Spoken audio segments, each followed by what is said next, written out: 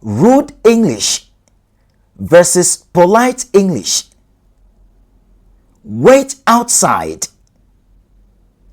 Could you please wait outside for a moment? Don't ask me again. I'd appreciate it if you didn't ask me again. Stop calling me. I'm a bit busy right now. Could we talk later?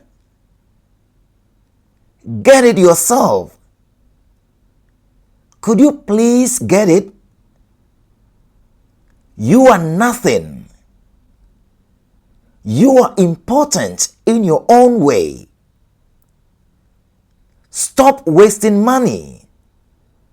What's the best polite alternative? Leave your answer in the comment